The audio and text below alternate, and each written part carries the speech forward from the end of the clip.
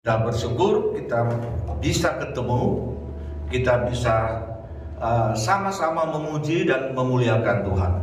Kita bersyukur karena kita yakin Roh Kudus hadir di tengah-tengah kita sebagai Allah yang menyertai kita. Saya akan menyampaikan firman Tuhan dari sebuah tema, ungkapan dalam bahasa Inggrisnya itu hedonistic treadmill. Hedonistic treadmill. Jadi hedonistic treadmill, kalau saya mencoba untuk menjelaskan dulu tentang tema tersebut, tentang hedonistik atau hedonis. Hedonis dalam pemahaman umum itu adalah pandangan yang menganggap kesenangan dan kenikmatan sebagai tujuan utama hidup. Jadi mereka mencoba menemukan kenikmatan dan kesenangan di dalam berbagai hal-hal yang duniawi. Baik itu pesta pora, baik itu dengan menggunakan semua barang-barang yang sangat luar biasa, yang dianggap bisa mengangkat status, derajat, dan juga mungkin bisa membuat mereka senang dengan segala perkara itu. Lalu kemudian kalau kita bicara tentang treadmill, nah treadmill itu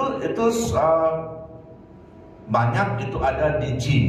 Di gym itu ada alat di mana untuk seseorang yang ingin berlari dalam suatu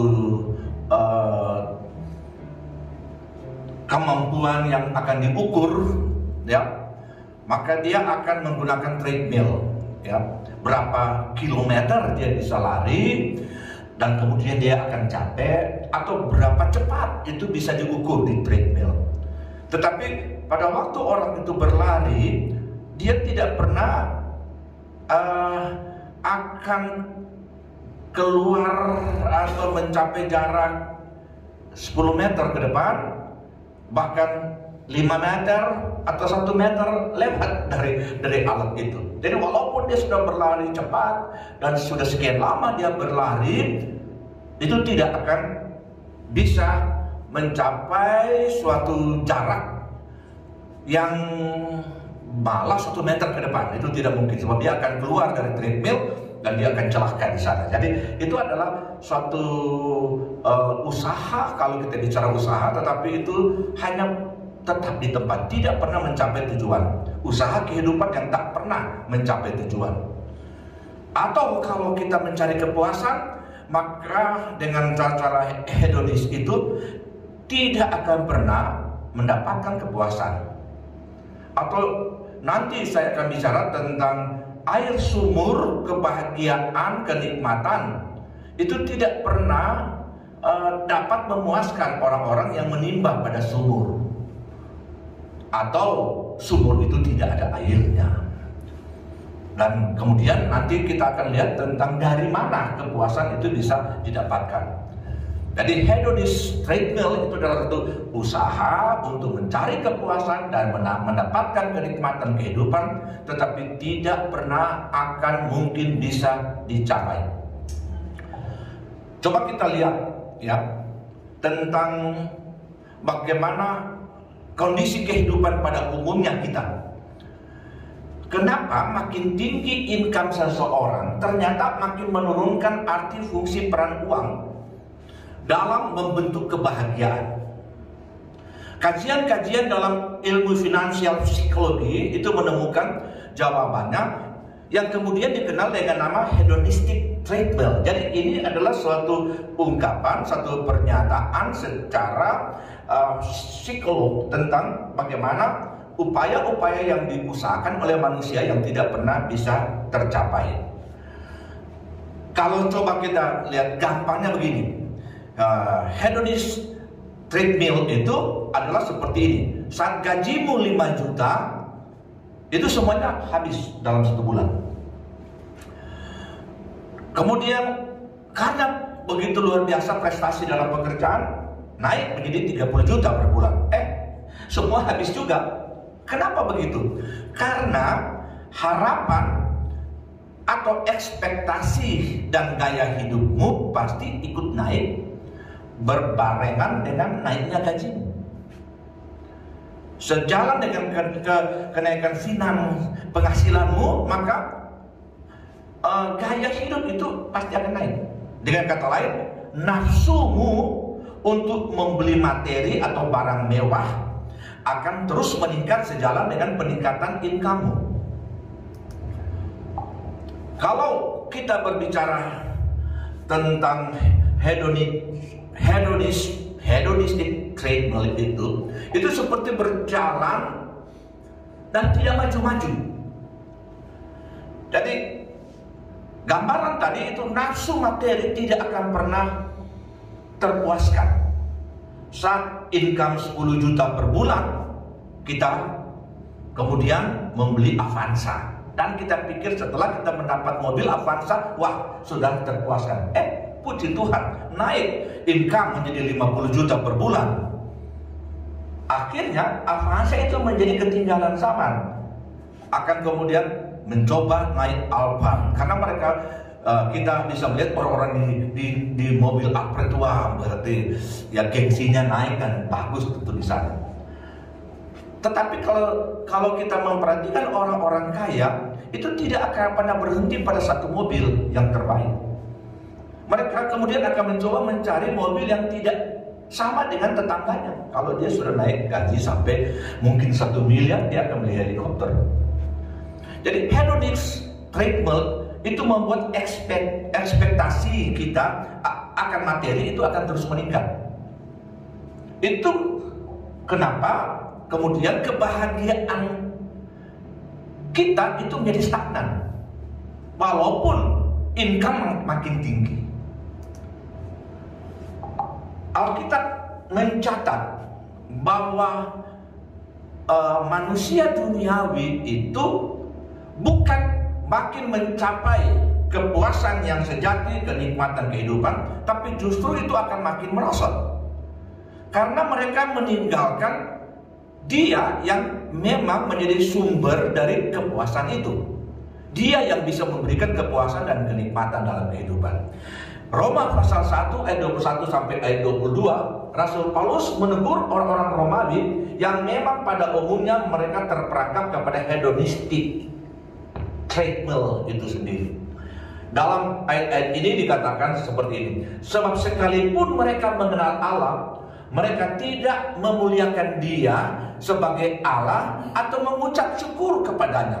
Sebaliknya, pikiran mereka menjadi sia-sia dan hati mereka yang bodoh menjadi gelap. Mereka berbuat seolah-olah mereka penuh hikmat, tetapi mereka telah menjadi bodoh.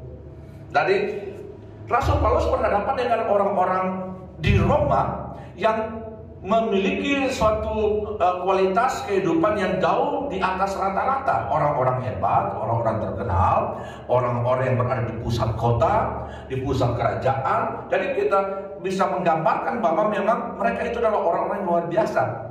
Karena mereka telah mencapai karir yang cukup bagus, mereka telah mengumpulkan harta yang banyak, mereka hampir memiliki segala sesuatu yang dibutuhkan oleh manusia. Mereka tidak peduli lagi kepada Allah Sang Pencipta. Dan mereka mencoba untuk mendapatkan kenikmatan dan kepuasan serta kebahagiaan hidup dengan mereka mengonsumsi segala sesuatu yang disodorkan oleh dunia. Ternyata bahwa karena mereka meninggalkan Tuhan atau tidak mau percaya dan memuliakan Tuhan, pikiran mereka kemudian terperangkap dalam kegelapan. Dan kemudian mereka meraba-raba mencari tahu apa yang kira-kira terbaik untuk mereka bisa gunakan untuk memenuhi segala kebutuhan kehidupan mereka sebagai manusia yang hebat-hebat itu. Ternyata dikatakan mereka menjadi bodoh. Artinya mereka terus berjuang tetapi berjalan di tempat.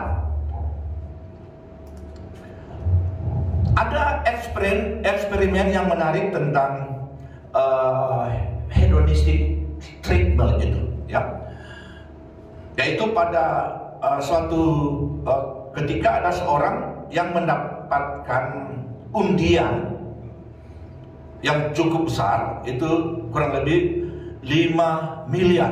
Jadi orang ini kemudian oleh para peneliti memperhatikan, mereka melacak sampai sejauh mana prestasi uang itu yang kemudian mengantar dia dalam mencapai kebahagiaan hidup. So pada waktu pertama senang sekali dia. Tetapi 6 bulan setelah menang dengan hadiah 5 miliar rupiah itu, level kebahagiaan orang itu tetap sama dengan sebelum ia menang undian berhadiah. Dan itu yang disebut sebagai efek dari hedonic treatment.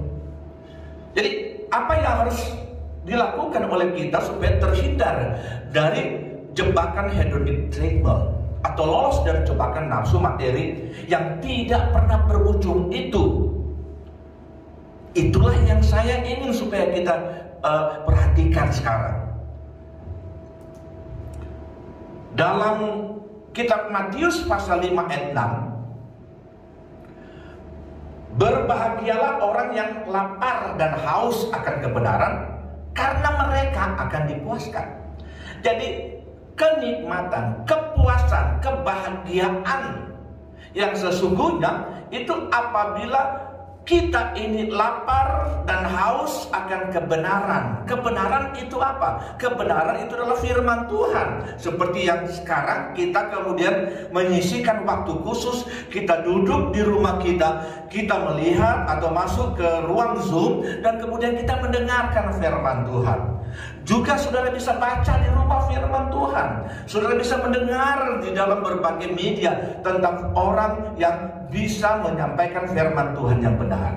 Dan itu akan menghancurkan kondisi-kondisi akibat hedonic treatment yang kemudian membuat orang-orang itu kebanyakan menjadi stres karena mereka telah membelanjakan begitu banyak uang, mereka telah menyekatkan begitu banyak orang supaya mereka itu dipuji dan sebagainya. Tetapi ternyata pada akhirnya mereka tidak menemukan sesuatu yang mereka harapkan. Itu banyak orang menjadi stres hanya gara-gara mereka mencoba dengan segala sesuatu yang ada di dalam dunia supaya mereka punya hati menjadi tenang dan baik dan dipuaskan. Ternyata ya Tuhan Yesus berkata, orang yang berbahagia itu hanya orang yang lapar dan haus akan kebenaran. Disebutkan karena mereka itu dipuaskan. Jadi kebahagiaan itu adalah apabila hati dan jiwa kita itu dipuaskan. Dan itu tidak bisa dipuaskan dengan kondisi kehidupan hedonis yang mungkin kita hidup pura-pura dari pub dan ke nightclub dan kemudian ke tempat-tempat yang luar biasa. Kebanyakan orang-orang hebat sekarang itu tidak puas dengan semua fasilitas-fasilitas duniawi itu. Akhirnya mereka kemudian terperangkap kepada mencari obat-obat terlarang. Ya, kemudian terperangkap ya pada sabu-sabu, narkoba dan sebagainya. Coba kita lihat orang-orang yang top, yang punya posisi sebagai orang-orang yang disebut bintang, ya, selebritas itu kebanyakan atau pada umumnya mereka itu mengonsumsi narkoba secara terus menerus, sebab mereka tidak pernah bisa terpuaskan dengan apa yang mereka bisa kerjakan. Tapi puji Tuhan, berbahagialah orang yang lapar dan haus akan kebenaran, karena mereka akan dipuaskan. Nah, ada kisah yang sebenarnya inti dari berita pada kesempatan ini, sebuah kisah yang dicatat dalam kitab Injil Yohanes pasal 4 ayat 10 sampai ayat 15, ya. Dalam Injil Yohanes pasal 4 ayat 10 sampai 15, ya. Saya baca ayat tersebut. Jawab Yesus kepadanya, "Jikalau engkau tahu tentang karunia Allah dan siapakah dia yang berkata kepadamu, berilah aku minum, niscaya engkau telah meminta kepadanya dan ia telah memberikannya kepadamu air hidup." Kata perempuan itu kepadanya, "Tuhan, engkau tidak punya timba dan sumur ini amat dalam. Dari mana engkau memperoleh air hidup itu? Adakah engkau lebih besar daripada bapa kami Yakub yang memberikan sumur ini kepada kami dan yang telah minum sendiri dari dalamnya, serta anak-anaknya dan ternaknya. Jawab Yesus kepadanya, barang siapa minum air ini, ia akan haus lagi. Tetapi barang siapa minum air yang akan kuberikan kepadanya, ia tidak akan haus untuk selama-lamanya. Sebaliknya, air yang akan kuberikan kepadanya akan menjadi mata air di dalam dirinya yang terus-menerus memancar sampai kepada hidup yang kekal. Kata perempuan itu kepadanya, Tuhan, berikanlah aku air itu supaya aku tidak haus dan tidak usah datang lagi ke sini untuk menimba air. Nah, ini adalah kisah yang menarik. Seorang perempuan Samaria yang kalau kita melihat latar belakang dari perempuan ini seorang wanita yang dianggap sebagai orang yang telah berusaha secara serius dan sungguh-sungguh untuk mencari kepuasan. Bahkan dia telah berganti dari satu suami kepada suami yang lain. Dan Yesus membongkar rahasia yang ditutup-tutupinya. Dia sudah berganti sampai 5 suami. Jadi itu dia sudah punya 5 suami. Jadi ada yang beranggapan bahwa ini adalah seorang wanita tunasusila. Tetapi kalau dikatakan berganti dari satu suami kepada suami yang lain dan menjadi 5 suami, itu sebenarnya bukan wanita tunasusila. Dia adalah wanita tetapi mengejar kepuasan. Tidak puas dengan suami pertama, kemudian diceraikan suami pertama, atau suami pertama menceraikan dia, dan kemudian dia mendapatkan suami yang kedua dan ketiga, sampai kemudian berada pada suami yang kelima. Karena posisinya sebagai orang yang berganti-ganti suami di tengah-tengah masyarakat yang sangat ketat dengan hukum dan peraturan-peraturan etika pada waktu itu, maka dia itu disisihkan, dicemoohkan. Dia itu sebagai wanita yang tidak terhormat di tengah-tengah masyarakat. Dan itu sebabnya kalau dia ingin untuk kebutuhan keluarga, untuk menimba air, dia tidak berusaha untuk pergi pada waktu pagi-pagi di mana begitu banyak orang ada di sumur itu, atau pada sore hari, karena pasti dia akan dibully di sana.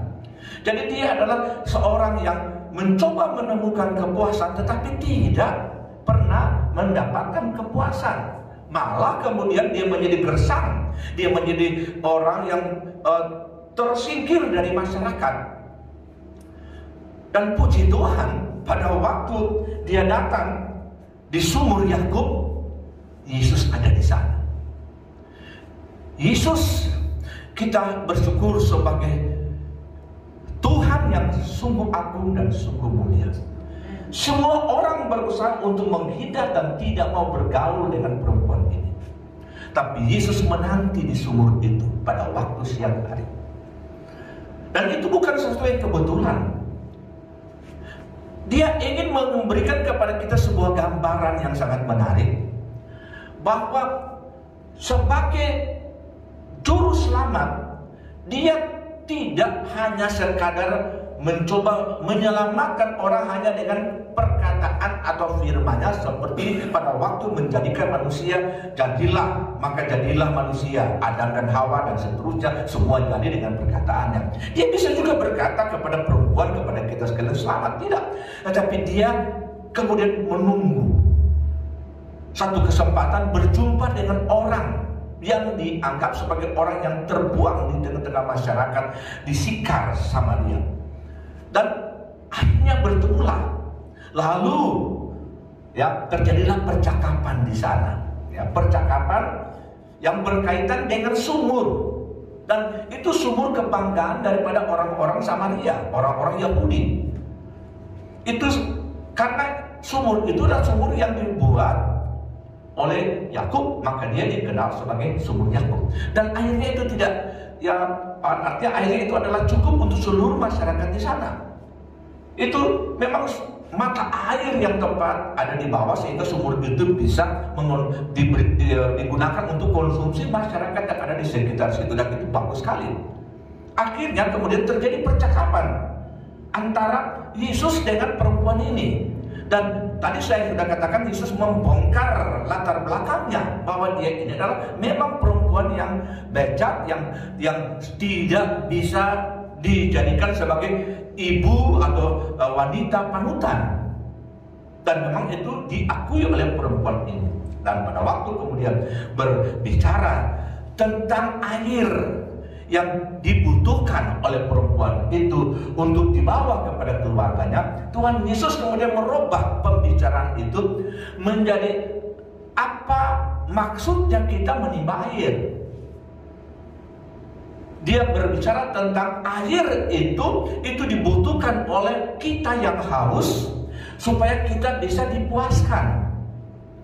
Tapi kemudian Tuhan Yesus berkata, ini air ini walaupun kita timba dan kemudian kita minum, itu kita tidak akan pernah puas. Kita akan datang lagi, kita akan datang lagi, kita akan timba lagi, kita akan ambil lagi. Itu terus menerus kita akan mencoba untuk mendapatkan. Dan itu sama seperti treadmill itu, terus menerus berlari, bergerak di sana, tapi tidak pernah mencapai tujuan.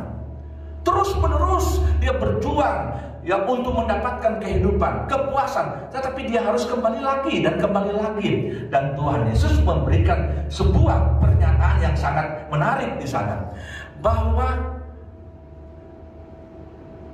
jikalau engkau tahu tentang karunia Allah dan siapa dia yang berkata kepadamu, itu ayat 10, berilah aku minum, niscaya engkau akan meminta kepadanya dan ia akan memberikan kepadamu air hidup.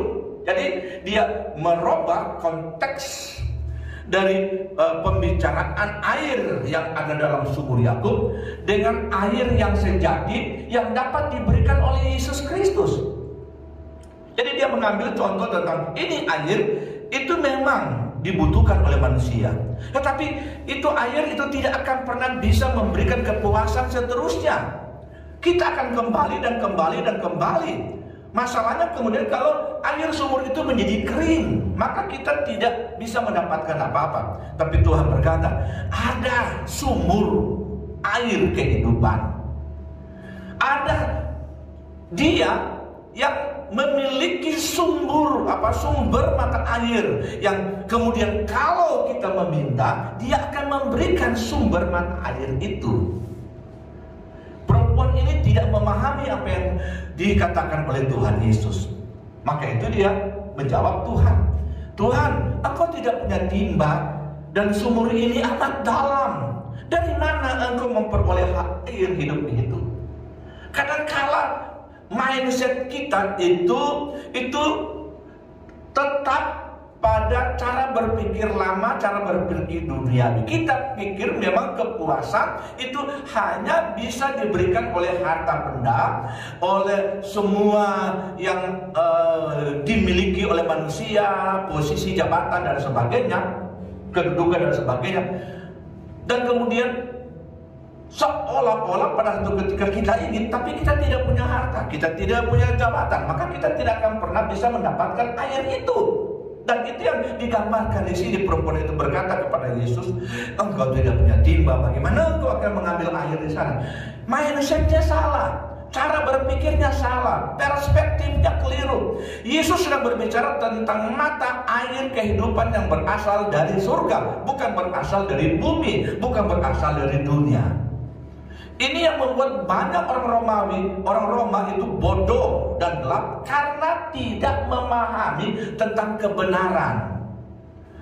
Tuhan Yesus tadi berkata di dalam Matius pasal 6 itu yang tadi kita baca, Matius pasal 5 ayat 6, berbahagia orang yang lapar dan haus akan kebenaran, karena mereka akan dipuaskan. Jadi kebenaran, lapar dan haus akan kebenaran, firman Tuhan atau pribadi Yesus sendiri. Dan itu tidak dimengerti oleh perempuan itu. Tapi kemudian Tuhan Yesus memberikan penegasan. Ya, Yesus berkata di sini, barang siapa minum air ini, ia akan haus lagi. Dia berbicara tentang air sumur Yakub. Dia akan haus dan harus balik lagi. Sama juga dengan kita mencari kepuasan di dunia, mencari ketenangan di dunia, kita akan tidak pernah mendapatkannya. Kita akan balik, kita akan berlari di treadmill, dan hanya kemudian usaha yang sia-sia yang kita gunakan, dan kita tidak akan mendapatkan kepuasan yang sejati. Tetapi barang siapa minum air yang kuberikan kepadanya, ia tidak akan haus untuk selama-lamanya. Sebaliknya, air yang akan kuberikan kepadanya akan menjadi mata air di dalam dirinya, yang terus-menerus memancar sampai pada hidup yang kekal. Jadi kita lihat Tuhan Yesus memberikan satu kebenaran bahwa kalau kamu menerima air atau menerima firman, yang menerima Yesus sebagai Tuhan dan Juru Selamat, itu sebagai sumber mata air yang luar biasa. Dia bukan cuma sekadar dapat memberikan kepuasan bagi kamu, tetapi dia akan menjadi mata air dari dalam hatimu. Artinya bukan cuma engkau yang akan bisa menikmati kepuasan, tapi kemudian engkau bisa membagikan mata air yang memancar dari dalam dirimu kepada orang-orang banyak yang lain. Kata perempuan itu kepadanya, ini perempuan sudah sadar tentang apa yang dimaksudkan oleh Tuhan Yesus. Mari kita membuka hati dan pikiran kita untuk mengerti apa yang dikatakan oleh firman Tuhan.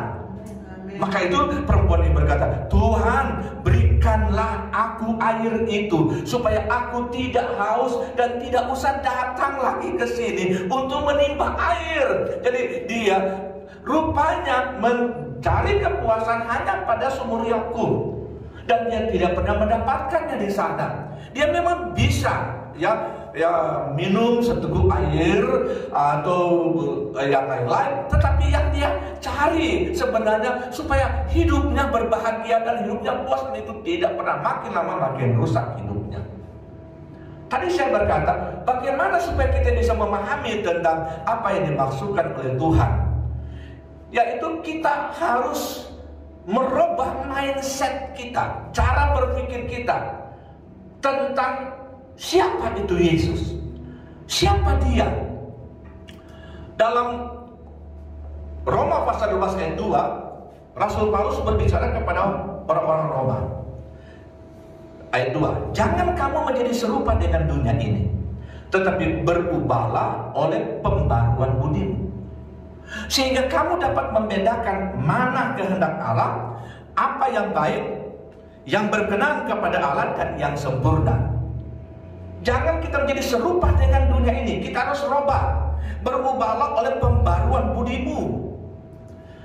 Berubahlah oleh pembaruan budimu. Itu di dalam bahasa Inggris ditulis transform by renewing of your mind. Jadi itu kita punya mindset itu harus ditransform. Harus mengalami transformasi, bukan cuma berubah biasa. Itu kalau pakai istilah transform, itu sebenarnya suatu kata yang tertuju kepada kupu-kupu, yaitu kepompong. Itu dari ulat itu menjijikan, tidak disukai banyak orang. Tapi kemudian pada satu ketika dia berubah jadi kepompong. Dan kemudian perubahan itu transform, itu dalam proses akhirnya menjadi kupu-kupu, dan orang semua suka kalau kupu-kupu. Ini berubahlah itu adalah harus transform. Harus ada transformasi dalam cara berpikir kita dan kehidupan kita, sehingga kita dapat membedakan mana kehendak Allah, apa yang baik, puji Tuhan, apa yang berkenan kepada Allah, dan apa yang sempurna. Dan ini yang Tuhan ingin supaya kita sebagai anak-anak Tuhan bisa menikmati, sehingga walaupun kita berada di tengah-tengah situasi dan kondisi yang cukup menyulitkan dari waktu ke waktu, kita tidak akan gentar, kita tidak akan berubah kehidupan kita. Kita telah mengalami transformasi kehidupan dengan cara berpikir surgawi. Pandangan kita bukan di bumi, tapi pandangan kita itu ada di atas kepada Dia. Jadi kalau kita sedang berhadapan dengan pandemi yang begitu menakutkan ini, kita tidak akan gentar. Maka itu dalam Mazmur 91 dikatakan, walaupun 1000 orang di sebelah kanan, 10.000 di sebelah kiri, itu kemudian mengalami bencana dan mengalami berbagai hal yang sangat buruk, kematian dan sebagainya, Tuhan ada bersama dengan kita. Dan itu hanya mungkin kita yakini kalau kita sudah mengalami suatu perubahan. Kita sudah born again, sudah lahir baru, sudah ditransformasikan. Dan sekarang kita terus mengalami transformasi supaya kita menjadi sesuatu yang sangat berarti dan sangat luar biasa. Perempuan tadi, saudara sekalian, pada waktu dia meminta kepada Yesus, Tuhan berikan kepadanya. Dan sejak saat itu hidupnya ditransformasikan. Di sumur Yakub ditransformasikan. Dia buang timba itu, saudara. Oh, haleluya. Dia bersuka cita. Dan dia kembali ke kota Sikar, ke Samaria. Dan dia berbicara, aku telah berjumpa dengan Mesias. Hidupnya telah diubahkan. Tadinya orang membuli dia, dan kemudian orang berusaha untuk menjauhkan diri dari perempuan ini. Orang tidak mau bergaul dengan dia. Tetapi luar biasa, dia kemudian diterima. Pada waktu dia bersaksi, orang senang mendapatkan kesaksian. Sehingga dikatakan di dalam ayat-ayat selanjutnya disebutkan bahwa pada waktu itu hanya beberapa saat itu seluruh Samaria telah mendengar Injil. Dari mulut siapa? Dari mulut dari perempuan yang dianggap sebagai perempuan yang tidak benar, perempuan yang begitu rusak akhlaknya. Tapi puji Tuhan, Tuhan merubah. Saya perlu tahu kita berada dalam posisi apa. Kita berkata kepada Tuhan, Tuhan, aku mungkin tidak layak untuk beribadah, aku tidak layak untuk berbakti, aku tidak layak untuk berdoa. Terimalah air hidup pada hari ini. Terimalah dia. Maka engkau akan mengalami sesuatu yang baru. Engkau tidak akan melihat lagi apa yang Anda lakukan. Hal-hal yang lalu itu akan menjadi sejarah. Itu kita akan tinggalkan. Kita akan berjalan ke depan kepada apa yang terbaik. Hidup kita akan dipulihkan, diubahkan, dan hidup kita akan berubah menjadi hidup keberkatan. Dalam Yeremia pasal 17 ayat 7 dan 8, diberkatilah orang yang mengandalkan Tuhan, yang menaruh harapannya pada Tuhan. Oh, haleluya. Diberkati kita yang mengandalkan Tuhan, atau yang percaya kepada firman Tuhan, yang mengasihi Tuhan. Diberkatilah.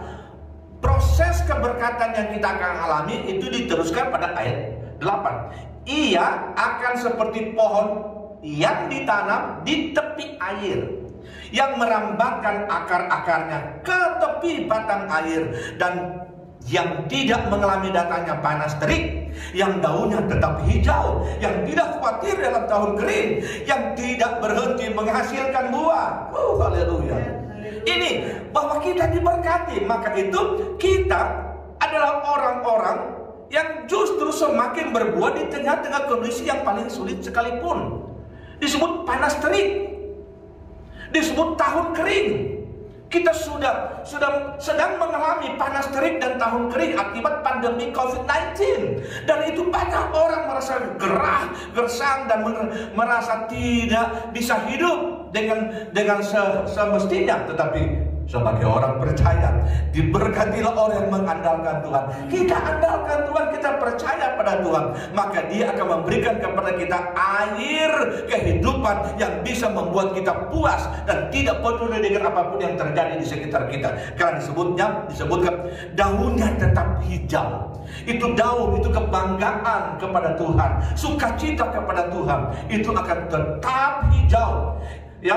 Dan yang tidak berhenti menghasilkan buah. Seperti wanita itu, dia penuh dengan sukacita, dengan penuh kegembiraan, dan dia bersaksi, dia menceritakan tentang Yesus. Kemudian dia menghasilkan buah. Banyak jiwa telah dimenangkan oleh kesaksian seorang perempuan yang masa lalunya penuh dengan kegelapan, yang masa lalunya penuh dengan hal-hal yang buruk, tapi itu sudah ditanggalkan. Dia sudah menjadi kupu-kupu yang menarik, yang disukai oleh orang dari kesaksiannya. Banyak orang telah dimenangkan untuk hormat dan kemuliaan nama Tuhan. Puji bagi nama Tuhan. Kita jangan seperti orang yang terus berlari dan tidak bisa mencapai tujuan.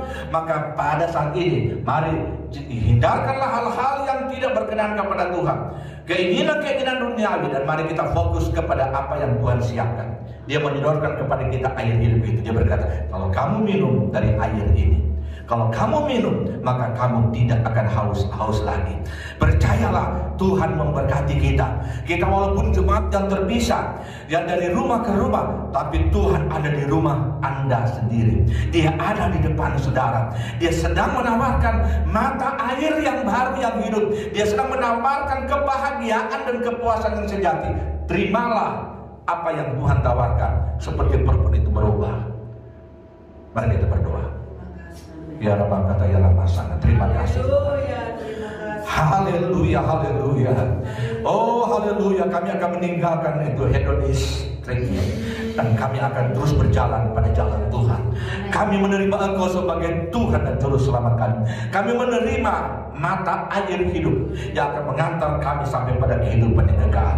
Kami mengucap syukur untuk firman Tuhan. Hidupkanlah itu dalam hati kami, meteraikan itu dalam hati kami, supaya kami boleh berjalan dari kebenaran kepada kebenaran, dari kemenangan kepada kemenangan, dan menikmati kepuasan yang sejati. Dalam nama Tuhan Yesus Kristus, haleluya, amin.